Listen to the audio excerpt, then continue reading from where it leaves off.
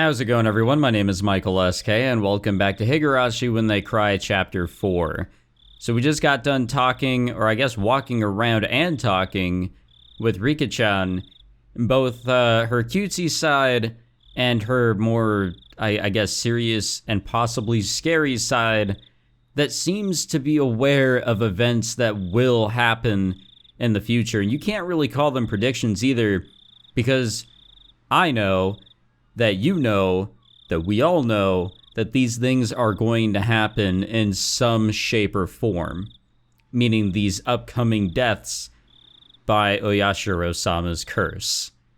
Why does she know these things? Why are they unavoidable?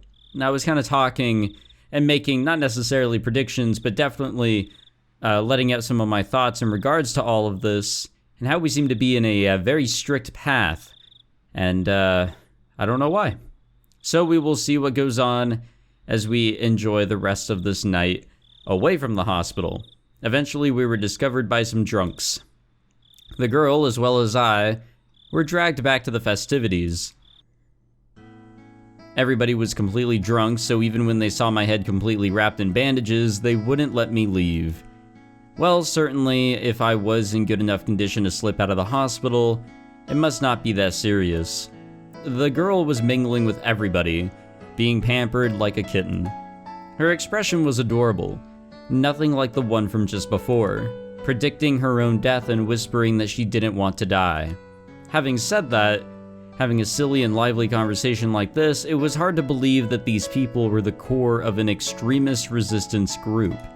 Even if it was a shell of its former self, it was a festival where people in the village gathered. So the 20-some-odd folk here should have included some of the village executives and other important members. Among those, there was no doubt that there were members that were at the Sonozaki Family Council in attendance. Meaning, if we ever met face-to-face before, there were people here who knew my identity. In a small village like this, they knew the faces of all the villagers that lived here. And that's why, without even saying anything, it soon became obvious that I was an outsider. But they actually seemed interested by that, asking me all sorts of questions about Tokyo, drinking while musing on the faint relationship the city had with the villagers and empathizing with the rather meager environment. The confidential talks with the minister were finished, his grandson was in police custody, everything was over. I might not have to be put in another perilous situation, excuse me. To me, they were only my adversaries because of my job. Outside of that, there was no reason I couldn't be friendly with them. The next time I visited this village, would it return to being a tranquil and beautiful place? If that happened, I might be able to take a relaxed walk around the village with her again. My cup was once again filled to the brim with beer. Which we probably shouldn't be drinking, but fuck it. By the time I was able to get away, it was the middle of the night. The girl had at some point disappeared. It seems that her parents had told her to go home and sleep when she let out a large yawn. The old folks, who had absolutely no remorse for making an injured person hang out with them, told me as much as they laughed. I was just there drinking, so I had thought to help a bit with cleanup. However, my help was refused on the grounds that I was a guest. On top of that, they had a car prepared to take me back to the hospital. Losing the battle against my sleepiness inside the car, I was sound asleep until we reached the parking lot of the hospital. The front door of the hospital was naturally locked at this hour. I wandered around bewilderedly, searching for a back entrance until somebody on night duty found out and let me inside. こんな時間までどちらへ？入江先生も心配してましたよ。ご迷惑をおかけしました。神社でお祭りの人たちに引き止められまして。ああ、そういえば今日は神社で町会の人たちが集まって飲むとか言ってたな。それはご愁傷様でした。傷は大丈夫ですか？ちょっとズキズキしますね。多分アルコールのせいだと思います。そうだ。お連れの刑事さんが連絡が欲しいと言ってましたよ。いけない。大石さんを待たせてたんだった。I glanced at the clock. No matter how you looked at it, it was way too late to call him now. I'll apologize to him tomorrow over the phone. I returned back to my hospital room and slipped into the bed that was still unmade from the time I went outside. Oh, that's no good. I have to turn off the lights. But my weariness had cut the cord powering my body, lulling me into a deep sleep. So we're just gonna sleep with these bright-ass hospital lights on, huh? So be it. Sometimes you just have to. Sometimes you can actually sleep the most. Let's go with that. You can sleep soundly. More soundly than ever is what I'm trying to say. Than having the lights on rather than off. We got the achievement Prophecy at the beginning, and there's a picture of a gun. That's always good. I guess let's view our tips. Mother's Diary, and Mother's Diary, and also Mother's Diary. Fantastic. Let's get into it. I wonder what this all will entail. There was something I didn't like about my child. That's a great start. I first realized it when I started writing these things down. They never warn you about it in any books about raising children, but they aren't just a plaything. If they aren't able to feel loved even when they're not doing exactly as their parents want them to, then those parents are failures. And this wasn't something like that though. How can I say it? It's probably harder to express with mere words. I just want my child to be average. As long as they weren't falling behind, there wasn't any need for them to excel at something. As long as they acted appropriately for their age, I would have been fine with it. Honestly, we should have more parents that, go for that. There's a lot of deadbeat parents that just don't give a shit about their child, and therefore, yes, they are a failure. But you should always wish for your child's success, and I think that success is exactly as what was described here. And if they want to go further, then you should encourage them to. But don't encourage them to be the top from the very get-go. That's not healthy. But my child had been different ever since kindergarten. While the children in her class were running around in excitement about the field trip the next day, she only wore a bored look on her face, aloof and distant. Excuse me. When the other kids broke the equipment for the athletics festival and were apologizing fervently, she only wore a bored look on her face, aloof and distant. When the teacher was reading a fun picture book, only she wasn't smiling. Even if they all got to eat a delicious bento, only she wasn't smiling. If it was only this, it would still be in the realm of understanding. However, what I don't understand about my child is that if the aforementioned situations happen again, they'd now act in a manner befitting their age. I don't understand the principle behind that as a parent. Why were they indifferent about that field trip, but happy about this one? Why were they indifferent about that picture book, but happy about this one? Why were they indifferent about that bento, but happy about this one? The former and the latter in each situation seem exactly the same to me. There was even times when I thought the former one was better. I don't understand that child's feelings. And during parent-teacher meetings, the teacher always says the same thing. And I would always respond that I don't understand my own child, and we would mope together. My husband, always the optimist, once said that a young child's feelings are different from an adult's.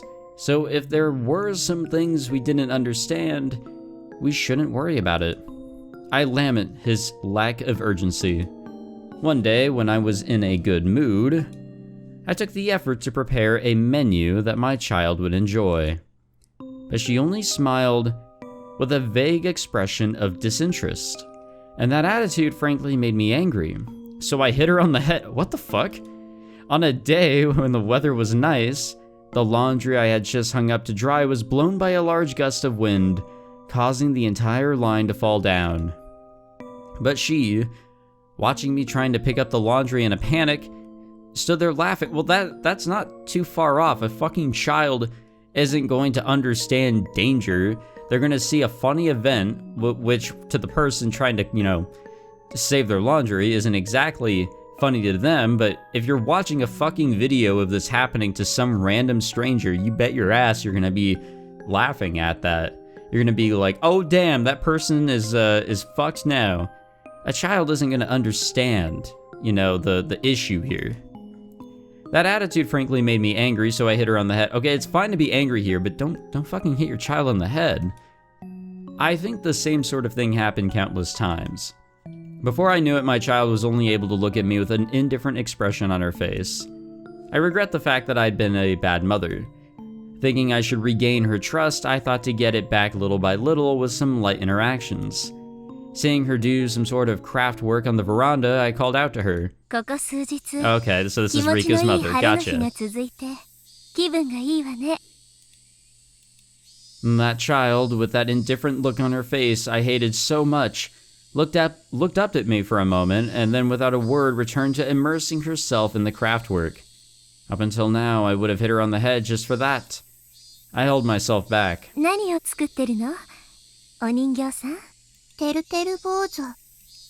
that child was using inserts from the newspaper to deftly make some weather charms.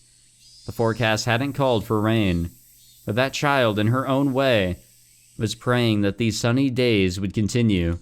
Being able to understand my own child for the first time in a while, I couldn't hide my own happiness. Bringing out a ball of yarn, I began to hang my child's cute weather charms from the eaves of the house. ダメよ、リカ。頭が重すぎるから。ほら。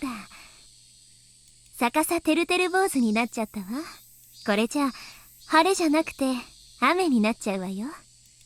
When I started to take them down, my child tugged at the hem of my shirt as if to try to stop me. 逆さになるように作ったのだから、それでいいの。Oh, that previous tip that we went through, that was from Rika's perspective. I got it. でもリカ、てるてる坊主が逆さじゃ、晴れのおまじないにならないわよ。雨が降るようにおまじないをしているから、それでいいの。I desperately suppressed the emotions swelling up inside of me. I was trying desperately to understand my child. そっか。お庭の朝顔が晴れ続きで元気がなくなっちゃったから、雨が欲しいのね。And that child turned to me with an expression that I hated the most. 晴れにね。飽きたの。I don't understand. I don't understand. I just can't understand that child. Don't worry, neither can I at times. Always making these cute-ass noises and having a seemingly split personality of sorts. One that's a little scarier than her cutesy one. During the family council, she buried herself under Oryo-san's futon again. Oryo-san dotes on her unwaveringly. No matter whatever insolence my child commits, she doesn't mind. It's almost as though my child is a kitten or something. Oryo dotes on her exactly like you would with a kitten. As her mother, I chided her for doing that. Until Oryo-san had said 3 times that it was fine, I chided her as a formality. Of course, she never lends an ear to any of my chidings. Knowing that Oryo-san's standing was far above mine, she behaves like that. I don't like the cunning that's unbefitting of her age either. In any case, not only Oryo-san, but the rest of the old folk... Fuck. I'm okay. But the rest of the old folk in the village spoil her too much. One day I was surprised. By chance on the way back from some shopping, I saw her by herself just outside a candy shop. My own child suddenly grabbed a snack, opened the package right there, and then started eating it.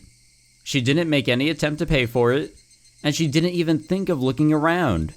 It didn't even feel like she was shoplifting, more like she was brazenly eating snacks that was offered to her. When I began to admonish my child, the elderly shop owner appeared and covered for her. The owner gave the ridiculous excuse that he had said it was okay for that child to eat any of the snacks out by the entrance, so it was fine. When I tried to pay for the snacks that my child had eaten, the owner refused my money. During that exchange, more old folks had suddenly gathered around, and it began to feel like I was the one in the wrong. The elderly people all put their hands together reverently in front of my child and repeatedly voiced their respects. I was born into the Furude family, so it wasn't like I didn't know why she was being treated specially. When I was still young, it was something I heard often from my grandmother. If by chance, the child that I gave birth to was a girl, that child would be the living incarnation of a Yashiro-sama. All the older folk believe that she's the living incarnation of a Yashiro-sama, and spoil her rotten. And not only did they spoil her, but they even told her that she was the living incarnation of a Yashiro-sama, that she had a divine power, and threw all sorts of strange folktales her way. So she may have begun to believe herself that she was a special existence. I went around and told everybody that it wasn't good for her upbringing, so to stop telling her all these strange things, but there was no uprooting the elderly people's deep-seated superstitions. I told my child not to listen to them, but it ended up being that she stopped listening to me. Between all the old folks in the village who would dote on her and myself who only scolded her, there was no wonder who she would listen to. There was no mistaking that the reason she had become strange was because of the elderly villagers.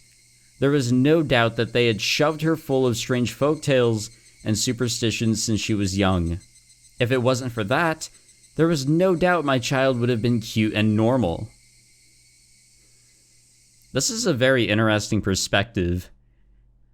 Like, I don't know how to voice my thoughts and what we're going through here, but it's a very interesting perspective nonetheless.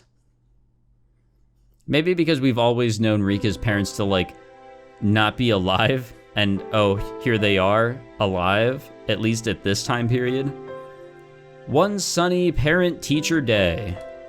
There was a cooking class, and my child was making curry rice with a practiced hand, While the other children her age were awkwardly using their kitchen knives, that child was wielding hers deftly. The teacher approached me with a smile on her face, saying it must be a result of learning it at home. I managed to play it off with a vague smile and a nod in response. That was because I had never once taught my child how to make curry rice. Even then, she was peeling vegetables with a practiced hand, adding them into the pot in the order of which took longer to cook. For a normal parent, they might unintentionally clap their hands together, happy at their child's actions. But in my case, it was different. There was no mistaking that somebody had taught her how to make that curry rice when I wasn't taking care of her. Thinking that, I quietly fell into an unpleasant mood. When I asked, it seemed that she could also sew and do the laundry. I had never taught her how to do those, and again, never saw her do it around the house, be it cooking or sewing or the laundry. Again, that was probably because the elderly villagers taught her all sorts of rubbish when I wasn't looking. And not only that, they probably taught her all sorts of strange superstitions, trying to prop her up as the living incarnation of a Yashiro-sama. I said as much to my husband, suggesting that we should keep our child away from the elderly folk. But my husband, who was in the position of being the head priest of the Furude shrine, had little power against the elderly who supported it.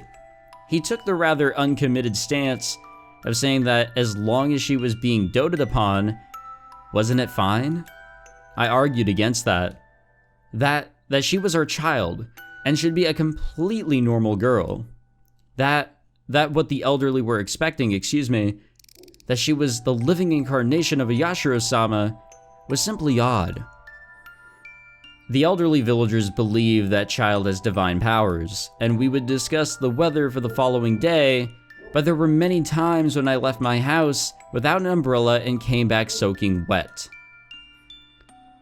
Rather than having clairvoyance, that was just secondhand knowledge from her watching the news all the time, and the things that she knew that she shouldn't have known were just a result of the people who were trying to indoctrinate her and the people who were gossiping, getting together in the village. Yeah, I'm sure that's exactly what it is. Definitely nothing out of the ordinary. However, there certainly were days when everybody thought it was going to be sunny all day, and that child would stubbornly not go out without an umbrella. It would occasionally rain, and in the end, we would be saved. And there might also have been times where Rika knew of major accidents in foreign countries faster than the news did. I thought that she must have heard it break over the radio or something, knowing things she shouldn't have. Something like that was in front of me right now, wasn't it? That child was making curry rice when there shouldn't have been anybody who taught her how to. No, that couldn't possibly be the case. Somebody had taught her, indoctrinated her.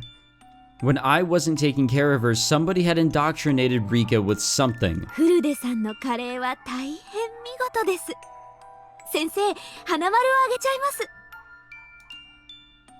ニパー。フルデさんはお料理を誰に習いましたか？やっぱりお家で？はい、お家なのですよ。The other parents in attendance were impressed. Lies, all lies. I didn't teach her anything. Who was it? Who was the person who had completely indoctrinated my child? She was my normal, average daughter, and not the living incarnation of a Yashiro-sama. Are you sure about that? And those are all of the achievements, which means we're coming up on the end of the game, boys and girls. Damn. 'Tis short, but we, kind of expected that. Because it's a little bit of a side deal. It was an accident that happened in such a small village that anyone could forget. One day after the tragedy had come to a close, just as the scars had begun to heal, a young man thinks nostalgically of the little girl he once met. 青年はかつて出会った少女に思いを馳せる。 Not really sure why I read that aloud. The words he couldn't ask that day, the promise he couldn't fulfill that day, those regrets and lamentations opened the fate that was sealed and become a single hope. I don't know what that means. 運命を開く一つの光となった。暇つぶし。運命は幸せだけじゃない。でも不幸を望む人なんて誰もいない。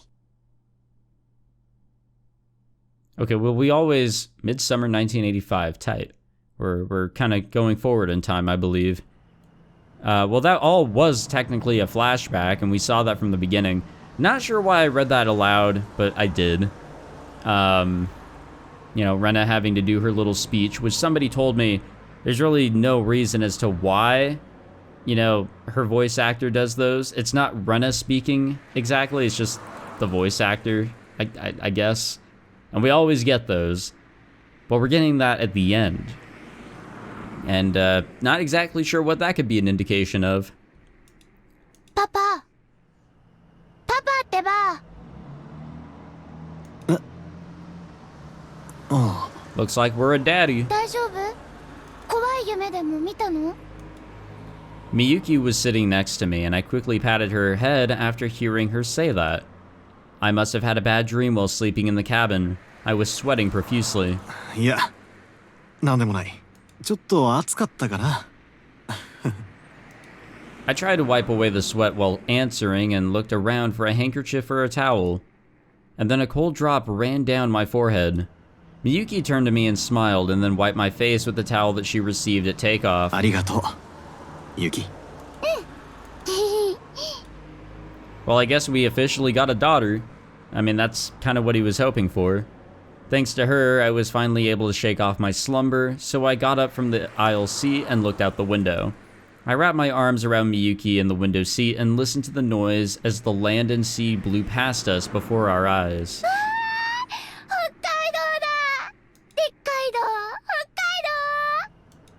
And then the plane gently turned before entering the airport runway. Arriving at the lobby, I glanced around looking for Oshi, and was met with a familiar gruff voice calling out to me.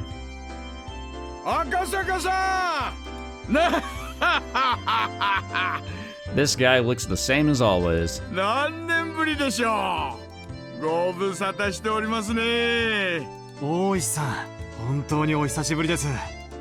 Oshi clapped his hand down on my shoulder, celebrating our reunion. 赤坂さんもだいぶいい顔つきになりましたね。最前線の捜査官らしい顔つきですよ。大石さんはだいぶスマートになりましたね。背筋も良くなったような。これも社交ダンスのおかげですか。赤坂さんもね、若いうちからダンスはやっておいた方がいいですよ。そしたらきっとモテます。モテモテ。Ueshi had retired and moved to Sapporo, and of all things, had started taking ballroom dancing lessons. What a guy. He'd apparently gotten really into it and decided to spend the rest of his new life devoted to that hobby. He was aiming to get his instructor's qualifications before he hit 80 and live out his old age dandidly. おやそちらがひょっとして Ueshi suddenly turned his attention to Miyuki, who was standing idly next to me. He bent down on his knee to look her in the face. I'm surprised that they're actually giving her a sprite. However, my daughter was frightened and hid behind my back. You know what? Totally understandable. You don't want to know the things this guy has done. ほらみゆき、ちゃんとご挨拶しなさい。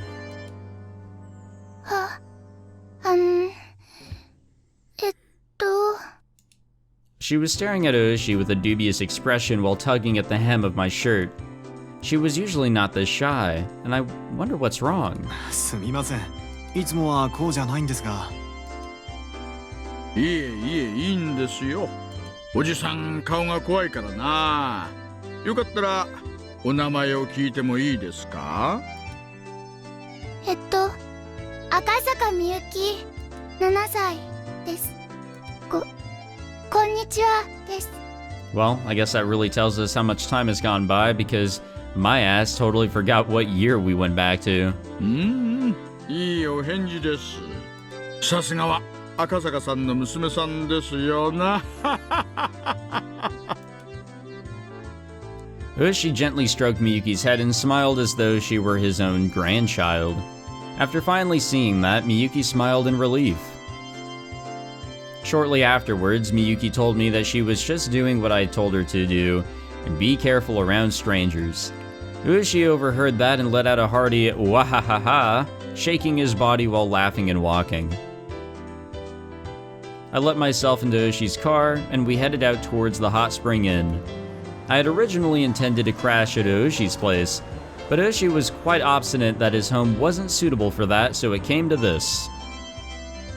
At the inn, we relaxed while soaking in the hot springs and then ate a delicious feast until we were full. Miyuki had a little of the Mongolian barbecue and was delighted with it. After our bellies were swollen, Miyuki grew sleepy and went off to bed, and then Ueshi and I reminisced about the time we played mahjong together in Hinamizawa. It seemed that to celebrate our reunion, Ueshi had looked for people who could play, but unable to find a suitable candidate, we had to give up on putting together a table. We drank together, or as we drank together, we excitedly recounted our exploits during the final manhunt. 結局、あの犯人の2人は捕まったんですか？ Here we go, asking questions 7 years later.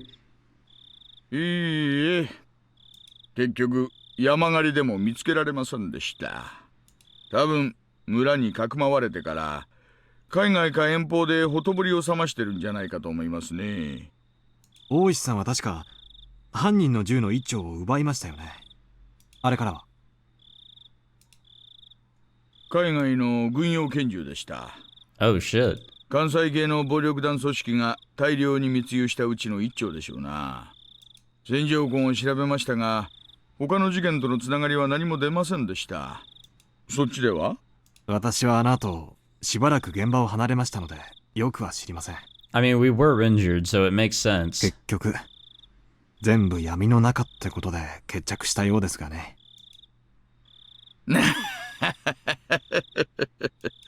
Ueshi smiled wryly as he sipped, not slipped, his chilled drink. あの後は大変でしたね。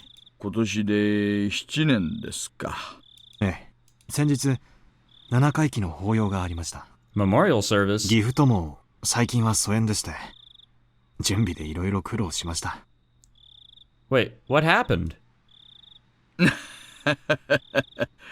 それはお疲れ様でした。 It was then that the hostess brought in the extra drinks that we had ordered before. Was it just like a... From what I'm understanding... Oh, fuck, wrong way. So, I've become enstrangled with my father-in-law lately, so it was rough getting everything ready. So, I guess his wife's dad is who passed away. That's what we're getting out of that, right? And while the bottles of beer clanked as she brought them in, we halted our conversation. What Ueshi meant when he said it must have been tough, thinking about that it was still hard, but time had healed the wound. It was the day after, okay, so we're going back in time now, when I phoned Ueshi to apologize. When I did, Ueshi almost immediately handed the phone to one of my colleagues who happened to be there. Not only was I injured in the brawl with the suspects, but I disappeared to drink late into the night without leaving any sort of contact information, so I thought he'd definitely be mad. However, all he said was that it was something he couldn't talk about over the phone, and that I should come to the station as soon as possible. At the time, I could only think that he must have been really pissed off. Wonder what happened. But when I arrived at the station, he said this. 君の奥さんが事故に遭ったらしい。Maybe... Okay, maybe something's not good here. Having no idea what happened, I borrowed the phone to contact the hospital Yukie was staying at. After being given the runaround several times, I was finally able to talk to someone in charge, and after mincing words for quite some time, they told me, "You've gotta be kidding me, what happened?" The world became a blur as I sat there dumbfounded. Yukie's death was unbelievably abrupt, unbelievably sudden. See, that's why they didn't give her a sprite. See, if you don't have a sprite, you're basically destined to die. Well, unless you're the main characters, apparently. I could have understood if there was some kind of problem during the birth, but Yukie's death wasn't anything like that. On the stairs on the way up to the roof, she just happened to slip and fall. And she just happened to fall on an uncomfortable place at an uncomfortable angle. And that was it. Wanting to blame Yukie's death on somebody, I began to think that it was an act of revenge by the Guardians, that they killed my wife and made it look like an accident. What I learned when I flew back to Tokyo, however, was much more cruel than that. Yukie had a habit of going up to the roof to cool off in the evening. There was an elevator up to the 7th floor, but from there you had to take the stairs to get to the roof. Even late in her pregnancy, when the evening came, she would always head up there. Her father had always said for her not to push herself, but Yukie instead insisted that until the time she had no choice but to stay in bed, she should be allowed to do as she wished. However, I had never once seen Yukie go up to the roof. I only heard that from her father and the nurses. That was because whenever I visited her, she would spend that time with me instead. I heard the reason why Yukie went up to the roof from a nurse that she had become friendly with. Oh, bro. What the fuck? Why? Why is this happening? We could have just wrapped up this story and everything would have been nice. Kinda. But I guess it's a Higurashi game, so fuck me, right? She had said that her husband was away on business a lot of time, and that whenever he called, she was able to cheer him up and give him courage. But when he didn't call, she couldn't do that. Her husband might put on a show of bravado, but in reality he grew lonesome pathetically fast. She was probably just the same. Whenever he left for business, not clear when he'd be back, she felt very lonely. And whenever she cheered him up, she was actually cheering herself up as well. And that's why whenever he went far away for an important job, on the evenings he didn't call, at the very least, she felt that standing underneath the same sky, her feelings would reach him.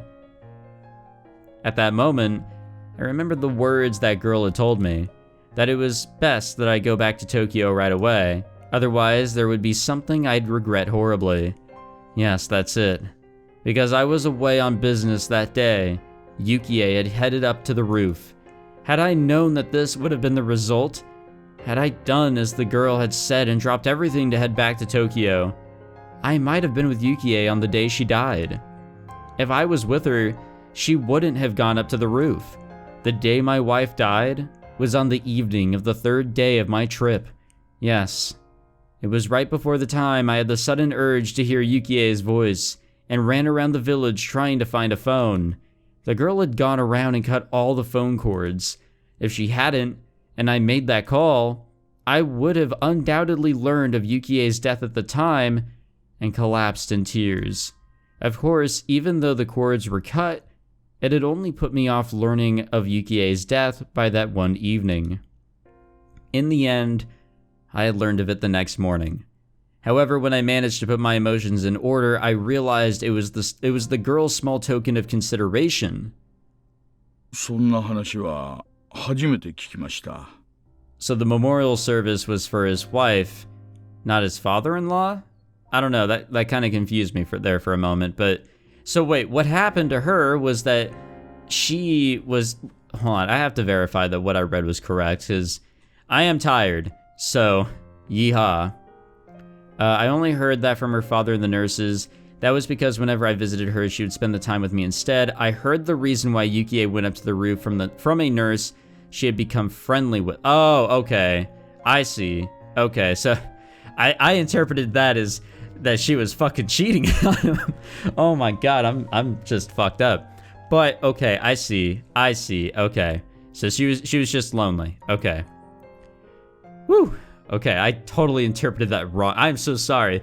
I interpreted that 100% wrong. I guess I really am tired. 私も初めて話します。偶然では。 Bro, I don't fucking know anymore. 超能力じゃあるまいし。大石さんは教えてくれましたよね。あの子は親代様という神様の生まれ変わりではないかと言われてるって。Oh yeah, what's the state of Hinamizawa right now? 村の年寄りどもはフルで理科に神通力があると信じてるようでしたがね。 Oh, there he goes using the word had. 神通力。 She had originally said it as a kind of joke, but realizing that I was serious, he slumped his shoulders. まあ、嘘か本当か知りませんがね。未来のことを予言してみせたり、知らないはずのことを話してみせたり。千里眼だの、天の啓示だの。まあ、いろいろです。もちろん、具体的な実例は何一つありゃしないんですがね。雪絵の事故を予言してみせました。She tried to laugh it off, but out of respect to my deceased wife, he kept it restrained. 現職の警視庁の敏腕捜査官が神通力やらたたりやらを信じるわけで。 Mayhaps. We're gonna end the episode here, by the way, guys. I'm cutting it off in the middle of context and all that, but it's okay. We'll come back to it, and I'll explain what's going on. I just think that I should probably step away. I have something I do need to do here shortly, but also I am struggling to follow along. I really am tired. But from what I'm understanding, the service was most likely for his deceased wife, or maybe somebody else. I don't fucking know. Like maybe the father-in-law, since he was brought up. Or just brought up to show that there was a pretty close relationship between the two. And there's no cheating or anything like that. I just fucking thought... I mean, it's still not great that she slipped and fell because her dumbass had to go up to the rooftop and believe in this magic that if they're under the same sky, they'll be there forever, or whatever fucking romantic shit you want to throw together there. It is unfortunate that you just can't have a truly happy ending in a Higurashi game. We'll see what else gets brought up here at the end, and see if there's any, whatever it is, the little party that they do with the cast of characters. We'll see if that's there. I'm assuming we're right here at the end. But if I'm wrong, then we'll have a little go at it and see what we can find out in the next one and just keep on trudging along. But I do feel like we're at the end. I can't predict anything else that's gonna get brought up here. I feel like we'll just be, you know, kind of covering our tracks and that'll just be it. But that's just what I think. I could be completely wrong, but if the next episode will be the last one, we'll finish up, see if there's any after credit bullshit with the cast, and then I guess I'll give my thoughts on this and everything else we've gone through because, well, we'll be jumping into hopefully getting some goddamn answers very soon. Thank you for watching this one, guys. I hope you enjoyed. Be sure to leave a like, subscribe, all that fancy shit. And we'll see if the next episode is the last one for Chapter 4. And if it's not, well, regardless, I hope I see you in the next one. Take it easy.